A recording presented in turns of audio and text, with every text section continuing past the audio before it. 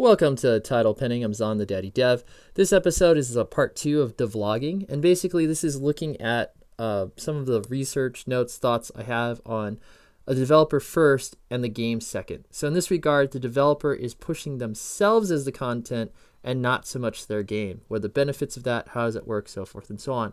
So let's just jump right in. I'll show you my research because it just saves everybody time. Me time, you time. Me time? I like that idea of me time. Whoa, a little bit later. Okay, so we're going to start with the creme de la creme. This is going to be kind of our baseline, and this is a Delix. Oh, I hope I got that right because I'm terrible with really cool, interesting names. Anyway, so let's look at how his video starts. Again, I'll put a link below. You should check out his video so you can get some different notes and so forth and so on. And in his videos, you can tell this is a great intro. I don't see intros like this a lot. This is like live footage, doesn't seem to have anything to do with game design aside from the fact it's beautiful, and it says the word indie game devlog. All right. The other thing you want to note is that a lot of this stuff, also making these assets, takes probably a lot of time in editing. But once you have this type of episode intros, you can just recycle the heck out of these things, right? If you watch this video, and you'll notice something is that his voice is very predominant. His thoughts are very predominant, and I like this kind of devlog because this type of devlog focuses on the developer, but also focuses on their game and how they're going to do game design, so forth and so on. And the other thing about this too is that this is really also kind of towards his player base. So this devlog is focused on attracting players. And I'll talk more about how that relates to audience, so forth and so on. Now, the other thing I mentioned before too is times that he uploads. So unlike, I technically is a devlog. We'll just call it a devlog for now. Unlike my devlog, I can upload almost every day because I've found just cheap, quick ways to animate or this is my format. I'm just going to look through internet stuff that people may have missed or don't care about because the internet's so big, right?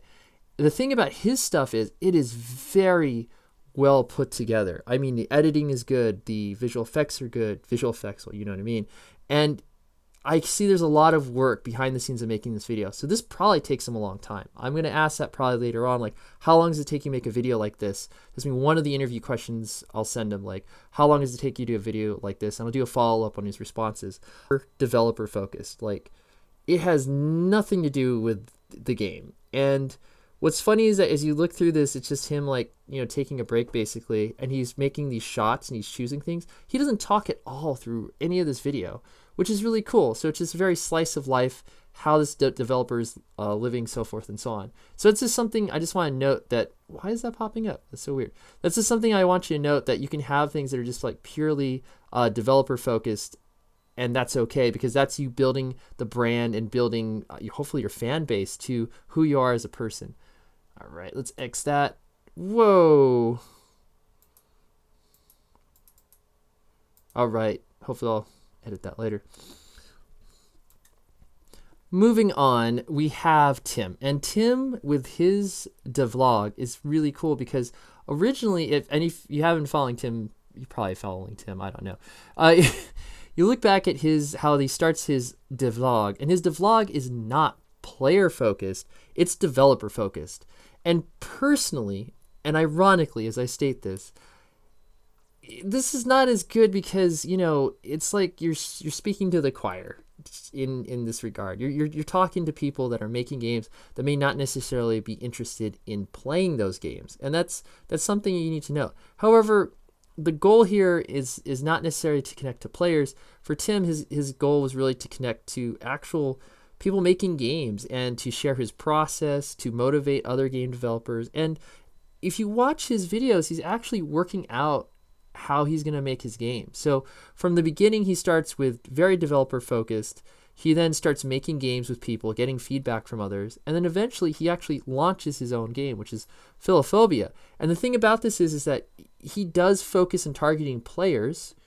And then he shares how targeting players on Reddit and so forth and so on helps him or helped him, build recognition for his game. Now, this is something that needs to be noted then, is that it's going to be weird as this goes on, is that will people come to his YouTube channel looking for information about the game, and will that split his subscription base, where people want to know more about him talking to them as a developer, not him talking to them as a player. And that's going to be interesting because this is now becoming his like core content, is that he uses philophobia and then uses that as an example of how it relates to game development, game philosophy, marketing, so forth and so on. So it's going to be interesting to see how his content evolves.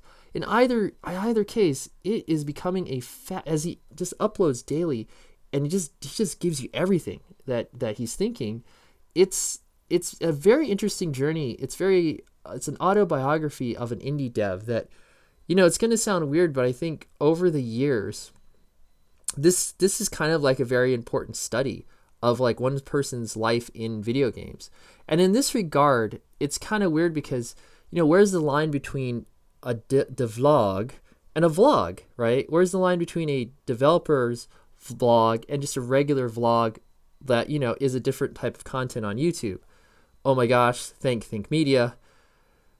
There's so much stuff about that. Anyway, so speaking of this idea of a vlog as a vlog, I bring Kurt's videos in because, and this video is really cool. The story of a failed game developer. It's a great little game developer story. And the thing about it is that, Kurt's channel, in a lot of ways, could be something that happens if you become too developer focused. You just kind of start a regular vlog where you're the personality. You're like the PewDiePie, basically. And now, granted, Kurt's never started YouTube to highlight his game development at all. It was actually because he's a journalist. So ideally here, I just am kind of posting it because this could be something that anyone making content might want to choose to do.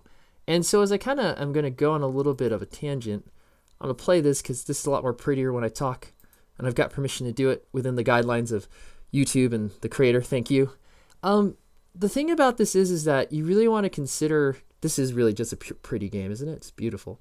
You really just want to consider how much time you have in regards to this and what's doing good and what's doing bad.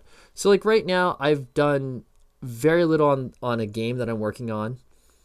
And I'm a little sad about that because it's all my creative free time after work, after my baby's asleep, toddler now.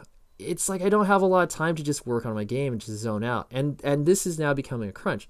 However, in the other regard, I've been meeting people. I've been meeting other developers, talking about marketing, talking about projects, and it really this whole just streaming or not streaming. Just YouTubing, just making video content has opened already interesting conversations and some opportunities. I don't feel that I would stop. Actually, it's a nightmare of mine to stop making games. That is the focus, and that's the reason why I started this whole thing, was to connect to people and, to help me get in the mindset to make more games. But at the same time, any creator, if your content starts doing better than your games, this might be a decision for you. You might just become a full vlogger about games. So that's it. That's kind of the fear I have. So something, again, talking about, this ability to make content. If you do something like Delix, one of those guys, you're right, you're going to be making really quality content that will probably take you maybe a week, maybe 2 weeks, maybe a month, who knows? But it's going to be really good quality content, and it's going to be directly related to your players. It's very player focused, and that's awesome. That's awesome sauce all around. Or you could be making something that's just straight to other developers, which is also good because it helps you build your community, so forth and so on. And speaking of which, gonna wrap this all up, you can check out the Pro Indie Developer Conference. It's free online. It's going to be up the next 3 or 4 days still left. Tons of great ways to network with others. They show it twice. I've already been actually networking, ironically, with people in chat much better than I've ever have in real life. And unlike GDC, which costs like $5,000 or whatnot, this is like free. You can just show up, be cool, and it's really awesome. The content is just all around great. Some of it might be review, some of it might not be of interest, like building your own engine is not interesting to me at all. It sounds just like a lot of tedious work. However, there's been some really great developers that have just shared their thoughts about current and past trends, business, marketing, so forth and so on. And that's needed. That's really cool. And so there you go. I'll put a link below. It was the secret link before, but I'm no Philip DeFranco.